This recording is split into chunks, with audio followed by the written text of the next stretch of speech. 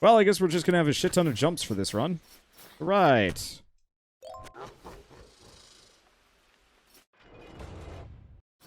We should probably start investing in those things.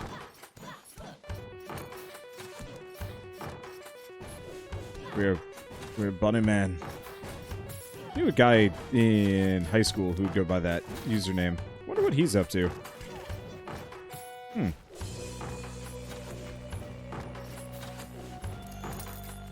What cities he's in. In retrospect, I think he actually did go to Portland. Weird. Should pay attention to that a little bit. Let's see. Armor is the set you look at most warily in games. Ow. Ooh, that knockback. Always has a vague effect and sometimes worth it and sometimes completely useless. I have all the runes. I do? Let's see. Is this... I have no idea which one this is. 5 axes. Alright.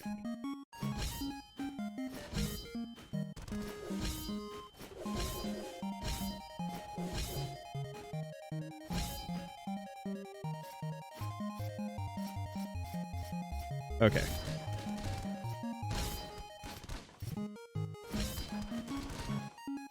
Let's see with...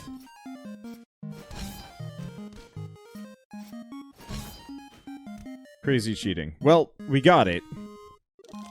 We don't deserve it, because I'm a cheaty bastard, but still. Ow. He just gives me money. I don't want money. I want more than money. Ow.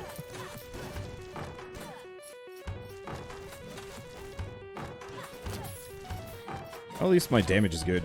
Might want to invest in my regular hits at some point, because I don't think I have.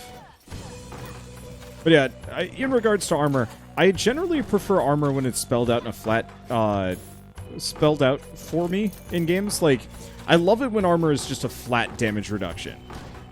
I've also enjoyed it when it effectively counts as a shield. So, you know, you have 50 armor, you have 50 free points of health per attack. As long as you don't take too much damage in a short period of time, it'll just kind of come back on its own. Some other things.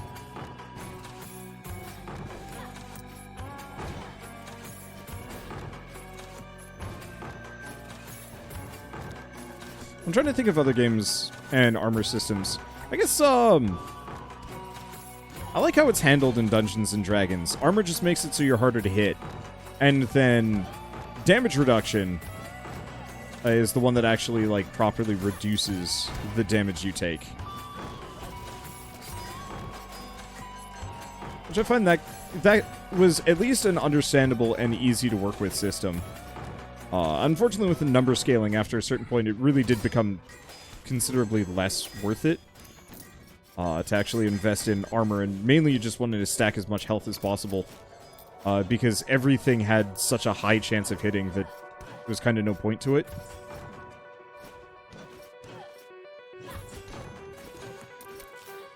I've definitely played a lot of games, though, where the armor systems are just... Wait, more lore? What?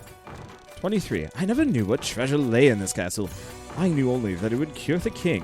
Who could have suspected it would be the fountain of youth? I expected a monster to greet me at the dais.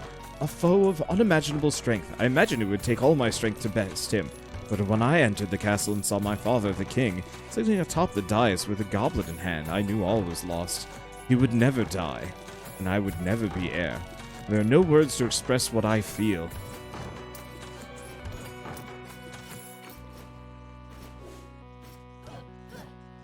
Yeah, late game D&D, you just want the percent chances. Very true. Blur, displacement, stuff like that. Helped a lot.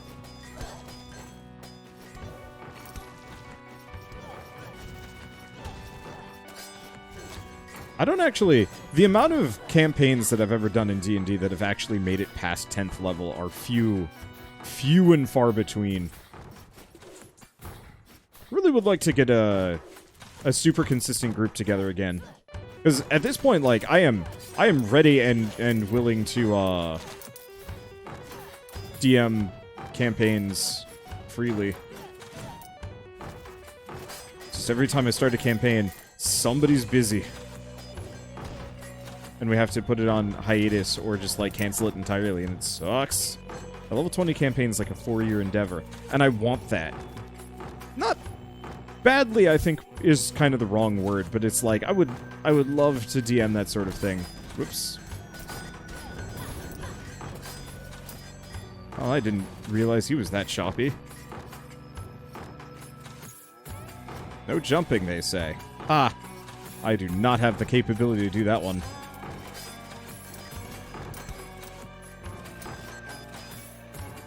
Yeah, the eternal foe for adult role-playing, finding a consistent group that has a compatible schedule. Well, that didn't work. I thought I made it, and then I very much had not. And I'm just gonna skip that.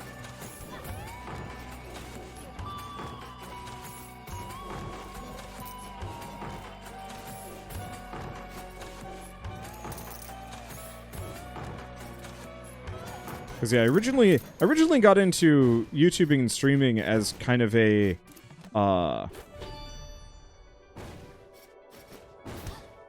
means of making new friends and interacting with people. But one of the things I've kind of realized, it's actually weirdly isolating. That most of the people I know that do this job, very much there are a couple of bread and butter games that they kind of have to play a lot.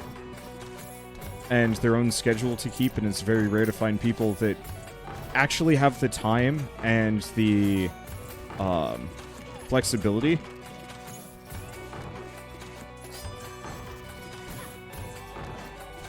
Oh, I'm out of juice. Oh boy.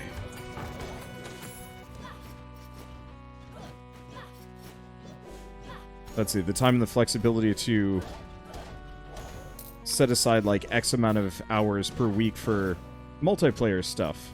I think when I first got started, everybody was kind of in the same boat. Nobody had like bread and butter. Nobody had any consistent series or things that they had to stick with. What is this? Take no damage? Oh, that was fast. Let's just hop in this. Get out of here. Go places.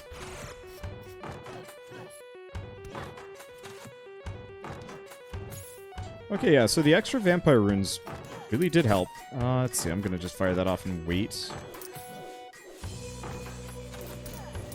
Hoping it would kind of destroy these for me. There we go. Kind of. God damn it. Well, this character's not going to live long. Luckily, we have madcap money, so I guess it's not so bad.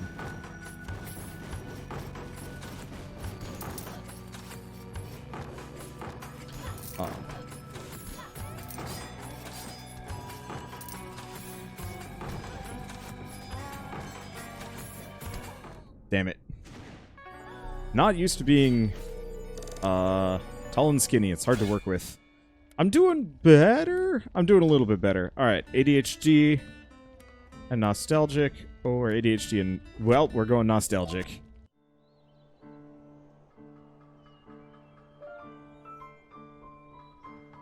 There's definitely a lot of people who are up for one-offs with no room for long-term commitments. Yep, which is, I get it. It's just harsh. Let's see. Do we want to keep investing in probably armor for a bit, specifically runes, because we don't need dashes. Grab the bounty.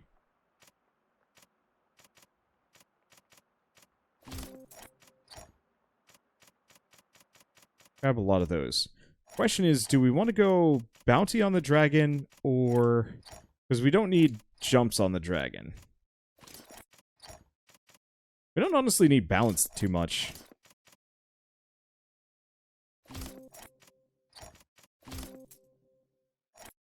We need a little bit, though.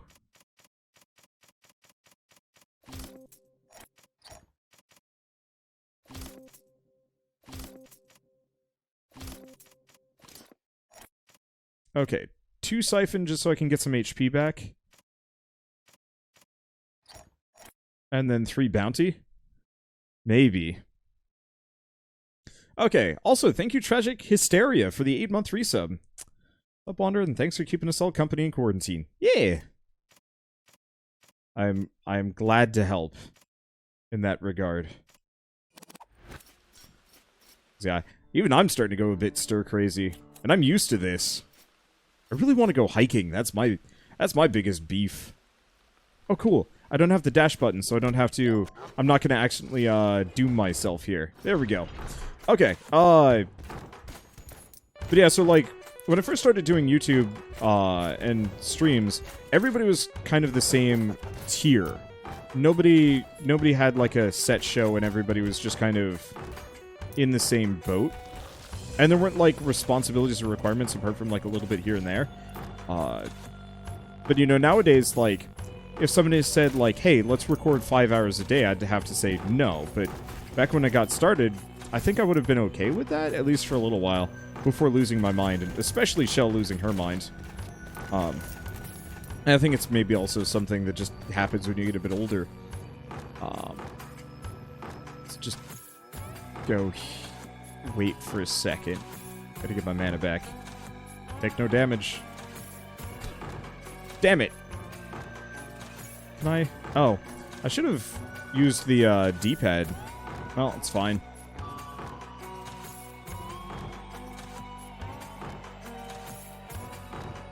Let's see. This is actually really hard to see with.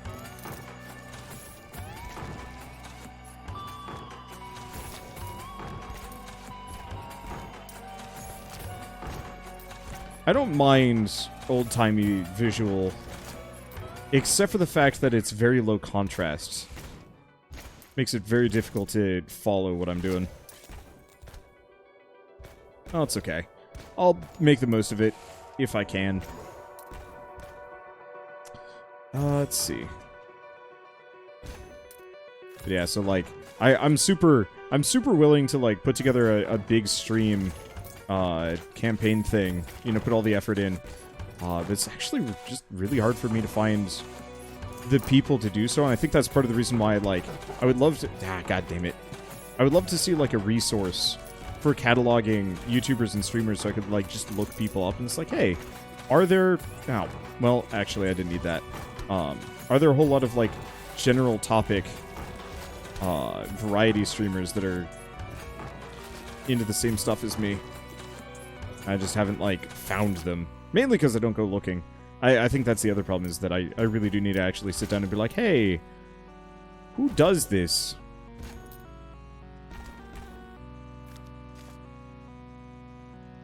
I'm sure you get plenty of audience volunteers. Yeah, but the usual answer I have whenever anybody mentions that is, how many of you guys are good on a mic? How many of you guys have good mics? How many of you guys can perform well for hours on end?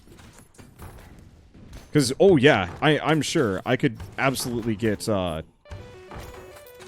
audience volunteers.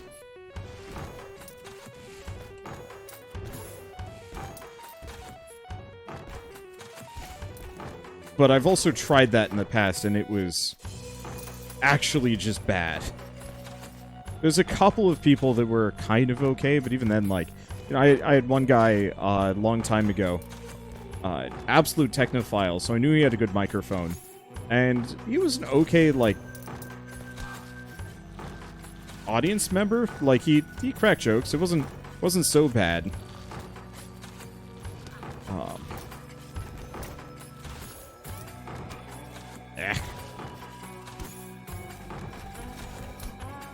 But it was a long shot from somebody that had...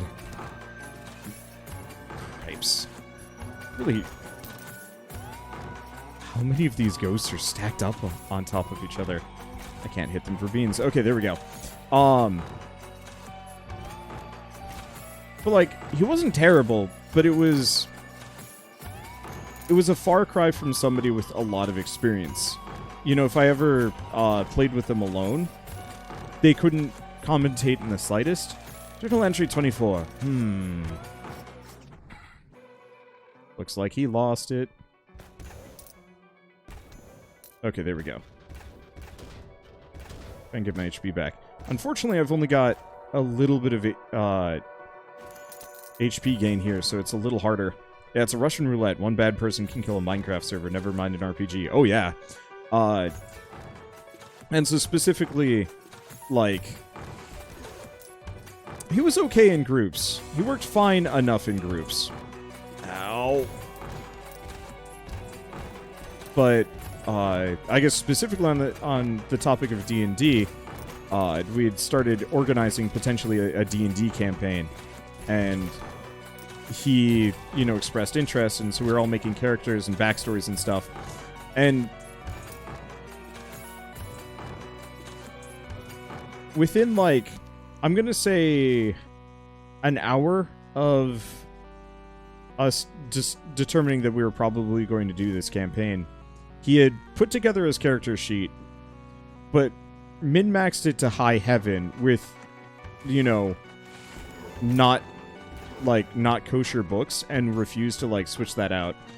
Named his character after himself, and came up with some kind of convoluted backstory on how he was going to backstab us all, and expected us to just, like, go along with it. And, like, it was just a number of other things that immediately was just, like, red flag, red flag, red flag. And the biggest issue is that there was no stakes for him. That he could just show up and oops, that's a gun there. He could just show up and, you know, play, and not worry about, like, you know, whether or not it was going to be good content. He was there for him. Not because he was trying to, you know, appeal to a greater audience.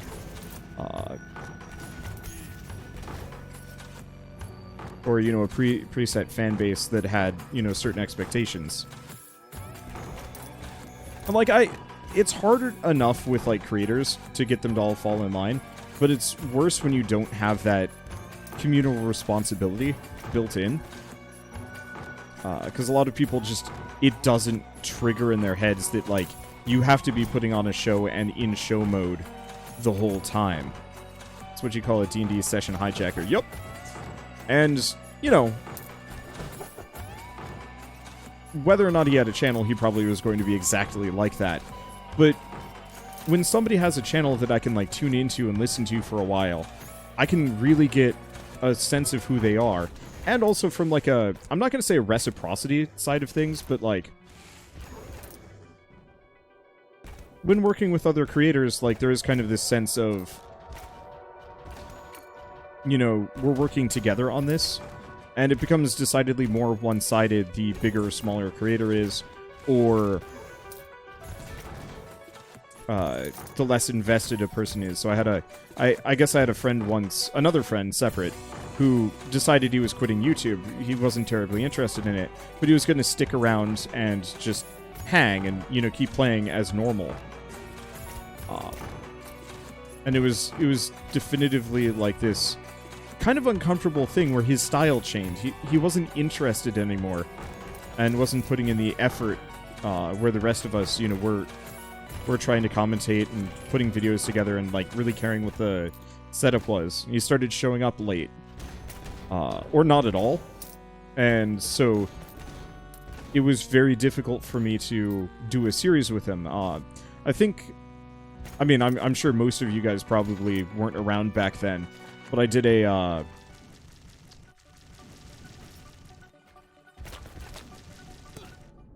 spike ball got me. It's fine. But we were doing Dying Light? I think it was Dying Light together. And let's see. Do we want to do another dragon? Clumsy and bald? Dragons are pretty good. Gives me some options. Let's go with it. Let's see. So what do we think? I do not have that much money. Let's just invest it into HP. Because that's the biggest thing that's messing me up. Anywho, but we were doing Dying Light together, and he was kind of on his way out, but I was still recording it. And so we were having some troubles, specifically getting together, especially because this guy was, done. So it's actually hard to look at this game now that I'm out of old-timey mode, because everything's bright and high contrast. That's very strange. I think I'm going to have to stay away from the nostalgic perk, just because, gosh, that was hard on my eyes. Okay. But so, yeah, we were having trouble scheduling Dying Light because this guy was already out the door. And, you know, we were still trying to figure out timing. And the other guy who wanted, or the other guy who was specifically, like, trying to get his series done, eventually gave up and just silently played the game.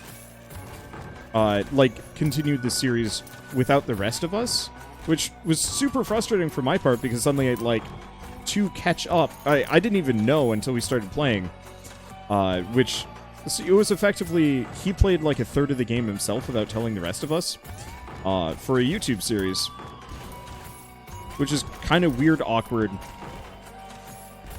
because he was like, oh yeah, you know, we finally got around to the next recording session, and this guy's like, you know, we just started playing, and I'm like, I don't remember where we were. What happened to this character? And he's like, oh, I just did that on my own.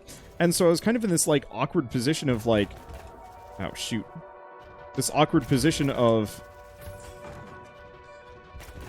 I now had to, like, effectively record some section of the game solo just to catch up on the story, because these two guys were just, like, not taking it seriously, comparatively. And I couldn't really figure out, like, how do I fit this in? So I just deleted the footage in the series because it wasn't worth it anymore. I think you can still find, like, a couple of the episodes, but that's about it. I think you remember that kerfuffle. It was never public. I never publicized it, and I didn't talk about it for, like, a couple of years because, you know, I don't like spreading bad blood when it matters. I'd rather talk about it a couple of years later when nobody cares. And nobody's even in communication anymore. Because then it's so much easier to just say, like, yeah, this person did this. I don't think I'll name names just because, like, I don't want to witch hunt. In fact, yesterday, I was actually talking about a developer just never sending me a key for their game. And somebody had actually screenshotted the conversation and sent it to the dev. And the dev had reached out and said, like, no, I actually did send you a copy of the game. And either they didn't or it just went in my spam folder because I most definitely don't have it. But the idea of, like, nothing is safe on the internet, and anything you say people will share with other people. So at this point, you know, I'll try and keep it somewhat incognito and never talk terribly bad about anybody, because it would get vile fast.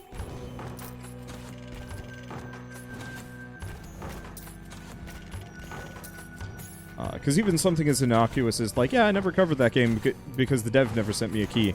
Getting back to the developer and then being like, no, I sent you a key. It's like, now I look like the asshole, or both of us look like assholes, and I don't really want to put anybody in that position, give or take. Let's see. 1 second. I will respond to you in a second. Shadestar. Okay, there we go. Thank you, Shadestar, for the 26-month resub. Keep up the good work. And the good fun / cheese act. There we go.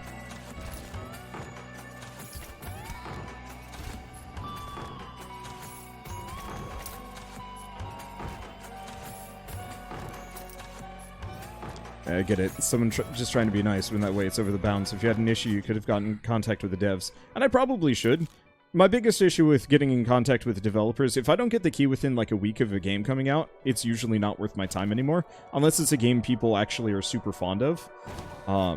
Where there are more indie games that come out on a given daily or weekly basis than people know about, and very few people actually remember or even give a damn about or watch. Like, if you look at Twitch right now, there are, I'm gonna say, maybe 200 games that are actively played on a daily basis, and there are some new ones that come in, you know, every once in a while, but for the most part, it really is kind of the same list. You know, your standard roguelike list, your standard kind of competitive shooters, a couple of MMOs, a couple of nostalgic games that people will play endlessly, you know, Super Mario, Legend of Zelda.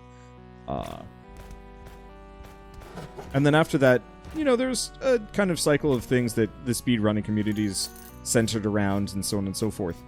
But what's a good example? Chroma Squad. I don't remember the last time I've seen somebody stream that game. Hob. Admittedly, some people streamed Hob because it probably came out free on the Epic Game Store, but not a particularly popular game. And there's kind of a distinct reason why people don't. It's because the audience interest has moved on from a game like that. I don't think I should be down here, but it is good money. And so, like, even if the developer had got me the key, as soon as he found out that, you know, as soon as we got to this conversation, I'd have to shuffle my entire schedule around just to fit his game in. And that's actually really difficult. Wow, that was 50 or 80 something damage.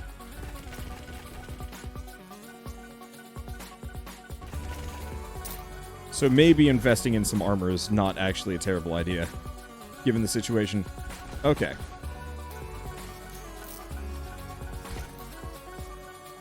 Let's go back. I am not ready to be here. I could maybe pull it off, but I'm probably going to die faster than I'd like.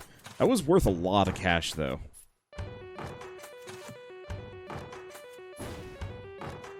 But yeah, so I guess what I'm trying to illustrate with these sort of not bad stories, not horror stories, these just kind of bad experiences, is that, like, I'm very defensive nowadays. I mean, the last campaign I did, well, no, the first campaign I did on YouTube ended poorly. And I've always been... Wait. Please tell me, is it Axis? Nah. I just don't even care. It's not worth it. Worth my time. Or effort. 4 grand in 60 seconds or so. Yeah, I just need a little bit more armor and it'll probably be worth it. I'd just rather go to the forest and practice my abilities to, like, clear that area instead of just getting one shot down there.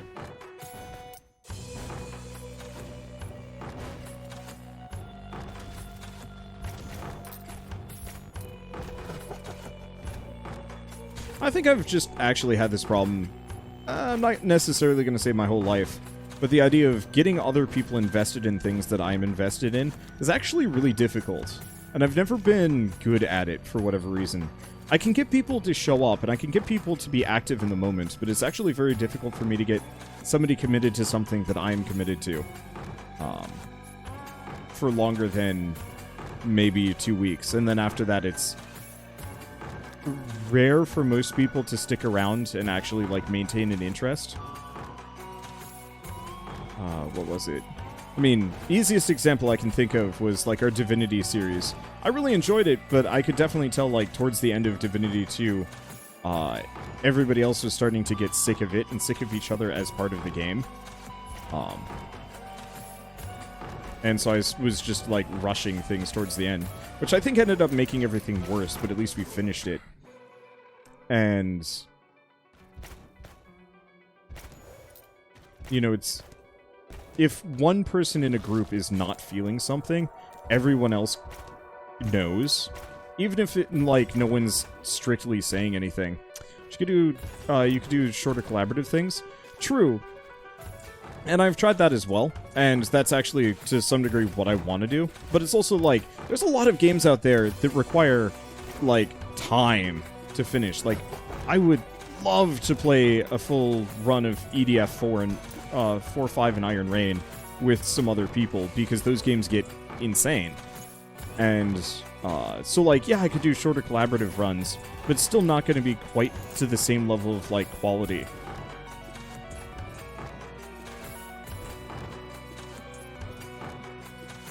And so, yeah, what I'm going to try and go for is, you know, other stuff like, I mean, what would it be? Well, we did Don't Starve a couple weeks ago. That was super fun. Unfortunately, Lady Shelab's got a respiratory infection, so we can't do anymore until she recovers, which sucks. But I was going to try and do stuff like Deep Rock Galactic. Because that's a game that you can play for like 2 hours with someone, and then never play it again. And your audience will be like, I want more Deep Rock, and I'll be like,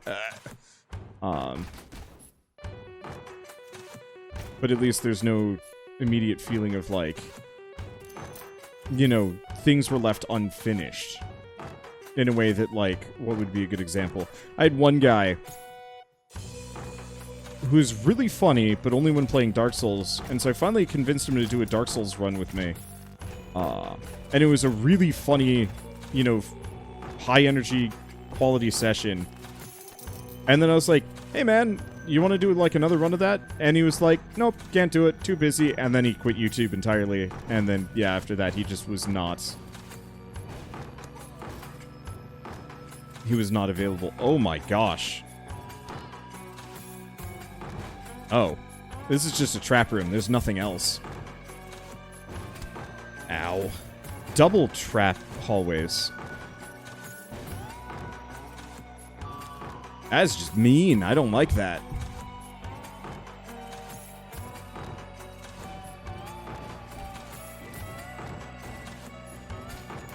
And so, it's for that reason I think I am always consistently a little spoiled by Shell. Because even if she doesn't like something, she will absolutely just put effort into it just because she knows it makes me happy and it helps a lot. And so it's really difficult for me to find other people with that level of gusto.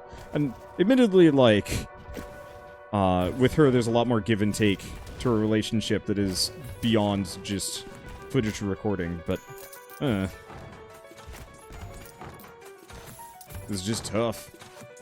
Not like she can quit and just go no contact with you. Truth. I mean, she could.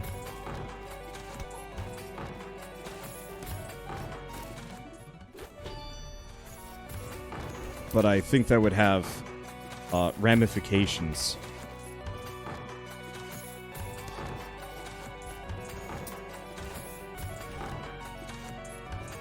Let's see.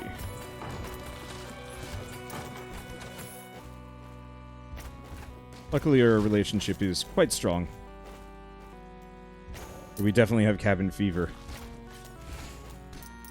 We were fighting over who had to make the pancakes today. I don't like making pancakes because I don't measure things particularly well. I think she's trying to rebut from a distance, but I can't hear. How we were disputing pancakes today? It is a good relationship. Because you won't just, like, quit a Let's Play series because you're not feeling it. Most of the time. Unless you're really not feeling it. Unlike, like, half the people we know on the internet. Shell is just peering at me through a crevasse. Let's see. Would you say this game's easier or harder than Vulgar? Vulgar's way harder.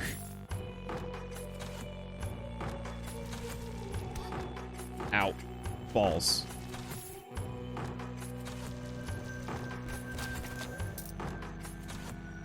The only problem with her is she likes games with stories. I'm trying to get her to play Tricky Towers with me. But she's not feeling it yet, which is a travesty because I really would like to play that game someday. Which it was a great short collab. It was! The problem is getting them together to do another run of that well, I don't know. I guess part of it is like I always feel like I'm inconveniencing people. And maybe part of it is because, like, I don't know, I'm sure a lot of you guys have had to deal with this sort of thing. Along the way, or maybe not. But, like, one of my biggest issues is, like, I'm a great organizer, but if people don't, like... If people don't reciprocate... I feel like I'm just inconveniencing them. That, like, if I organize something and nobody else feels like organizing something themselves, or if, like, I organize something and I'm like, we should do this again, and everybody's like, yeah, sure. And then it's just kind of this... Oh, boy, I am living on the knife's edge again. Let's go back over here. How much HP do I have? Not much. And this is why I don't feel super comfortable about going to the other areas, though I've only made 3,000 since I left the downstairs area, so clearly I should start getting a lot bolder. Yeah. I'm getting stats from clearing out levels, but not as much. live in a crevasse. No, I've got a gap between my, my green screen and the wall. And Shell, when she communicates, when she overhears me saying something and wishes to communicate, she will stick her face between that and talk. And it's really amusing. But I take no damage, they say. Never mind, I died. It was worth it. Yeah, let's see if I can roll a minor and then just, Or alternatively, we don't have a minor, but we do have an archmage. I haven't done an archmage yet today. Let's see. Do we want to just go magic damage up for once and just see if I can bowl through things? Maybe. I want to check something else, though. Didn't I have these? So I need 20 more pounds, and we can increase my magic by, I think, a fair bit more. Nothing as heartbreaking as preparing an entire campaign and seeing people losing interest in the very beginning. It is not fun. I've had that happen a couple of times. I'm not gonna say that's technically what's happened with Cursewood. It's just people are straight up just too busy to do it. But it's a little tough.